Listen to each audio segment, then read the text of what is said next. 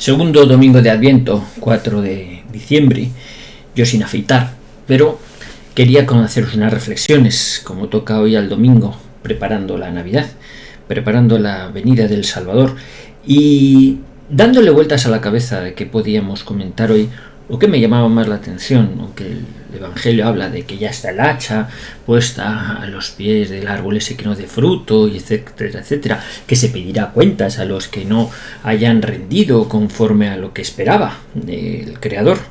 Bueno, pues esperando eso, le daba vueltas a una petición que me hacían desde el lejano oriente, una persona que quiero mucho pero que está muy a distancia, y que me pedía que reflexionase un poquito en estos directos de reencuentros sobre la humildad. Sí, llevo dando el tiempo vueltas a ver cómo lo encajaba a hablar de esto, porque es verdad que en los últimos comentarios, en las últimas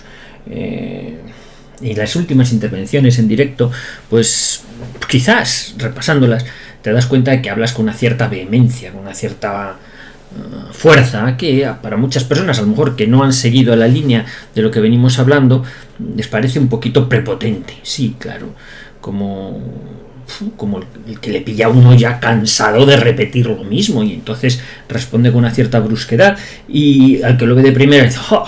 Es que va de chulo por la vida, es que va de prepotente, es que va de sobrado, hace un poquito más de humildad, ¿no? Como el del chiste, que él es usted tan humilde como dicen. Mucho más humilde que eso. Bueno, pues sí, a todos nos falta un poquito de humildad.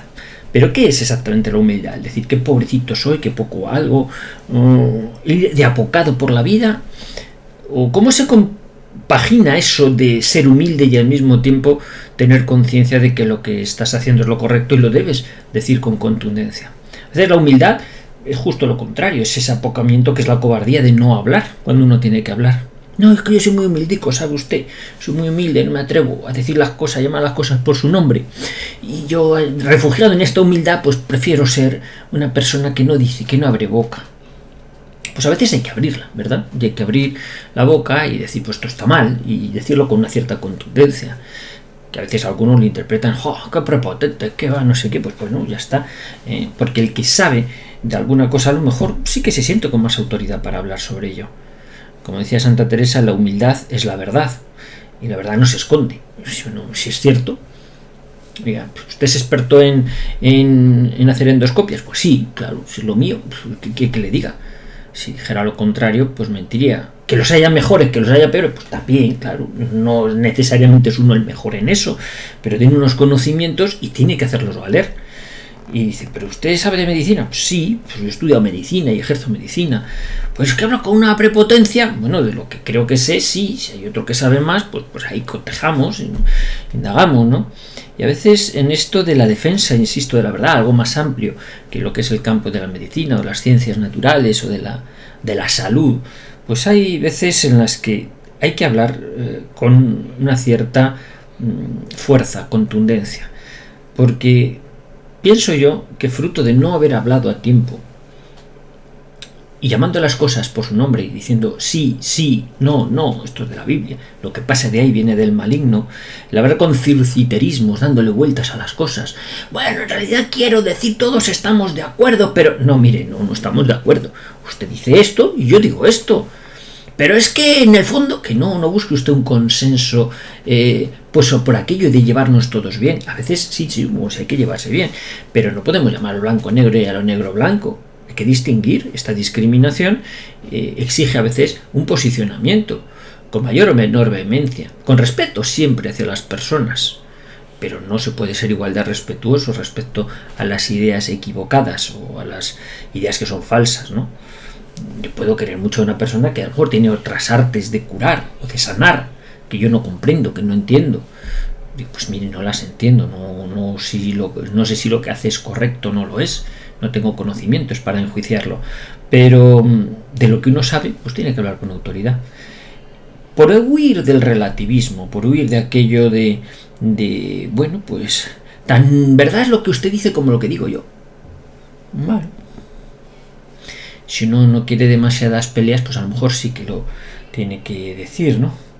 Pero si tiene una cierta autoridad, si tiene una cierta unos ciertos conocimientos o ascendiente científico o del ámbito que sea. Ya lo hemos explicado en otras veces. A veces tiene la autoridad el labriego que sabe cuándo es momento de regar o cuándo es momento de cosechar o qué es lo que hay que cosechar en cada tierra. No tiene estudios universitarios, ni falta que le hace.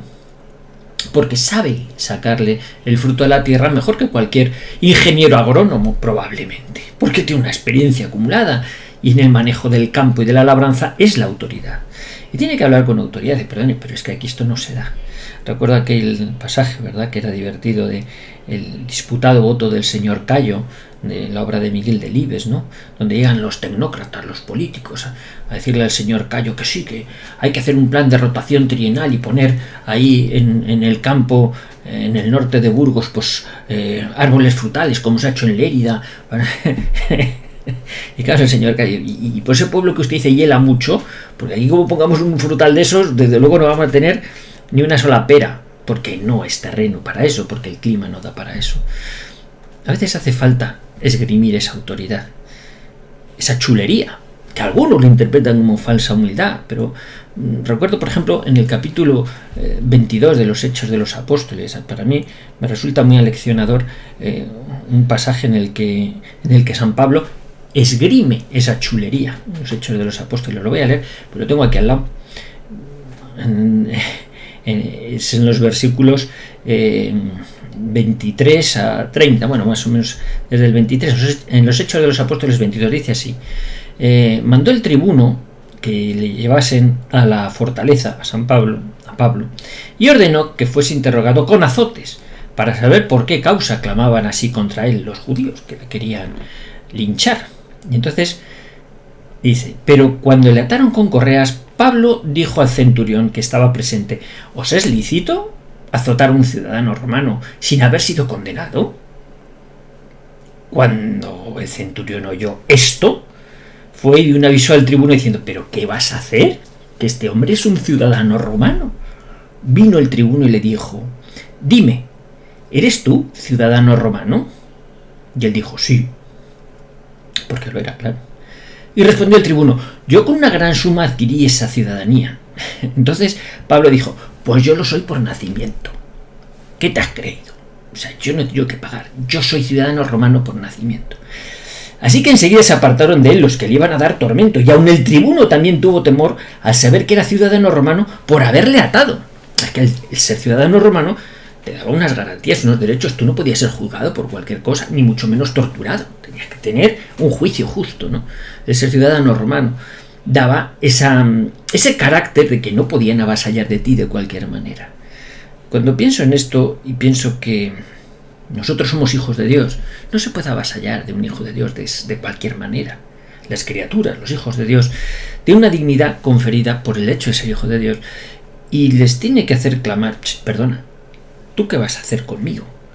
¿Qué me vas a administrar? ¿Qué quieres hacer conmigo? Porque yo soy hijo de Dios. Es ir con esa chulería, porque en el fondo somos criaturas de Dios, somos hijos suyos, que es mucho más que ser ciudadano romano. Si somos conscientes de ello, podemos ir por el mundo pisando fuerte. Pase lo que pase, ¿qué va a pasar? De ahí de la humildad surge, pienso yo, de la filiación divina, de sentirse hijo de Dios. Bueno, siendo hijo de Dios lo eres todo, pero al mismo tiempo sabes que tu grandeza no deriva de tu propia autonomía, de ti. No es una dignidad que tú te la has ganado, es que te viene conferida. Eso es lo importante. Combinar las dos cosas, la sensación de que uno tiene el mundo en sus manos, pero porque le ha sido entregado por el Creador, porque es hijo de Dios. Ahí es donde creo yo que se debe profundizar en el tema de la humildad.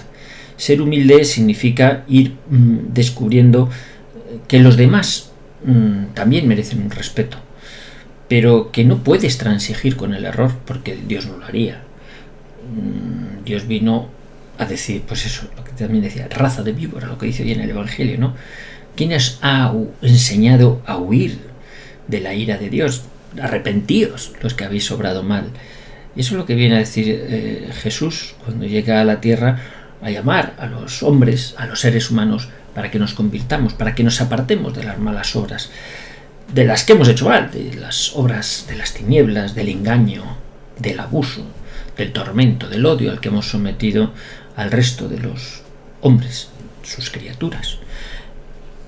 Esto lo hiláis un poco con otras cosas que no se pueden decir en este canal, ¿verdad? De estas cosas que nos han pasado. Y comprenderéis que la ira de Dios es grande. El enfado que puede tener Dios por el abuso que se ha hecho de sus criaturas en este tiempo. Pero al mismo tiempo no deja a sus criaturas de la mano y viene a la tierra, se hace hombre, una vez más, nos lo recuerda, porque viene a salvar a la humanidad. Y la salva por la verdad, por la autonomía, por la paz, por la concordia. ¿Es posible? Sí, yo creo que sí. Yo creo que es bastante fácil que a lo largo del año que vamos a comenzar, de 2023, sí que empecemos a ver cambios en esta línea. Porque el mal toca fondo cuando se topa con los seres humanos y los seres humanos cobran conciencia de su dignidad de hijos de Dios. Entonces es cuando empieza la verdadera revolución. Entonces es cuando empieza la verdadera rebeldía. Porque que te quiten propiedades, que te quiten bienes, que te quiten... Bueno, eso son postizos, son cosas periféricas del ser humano.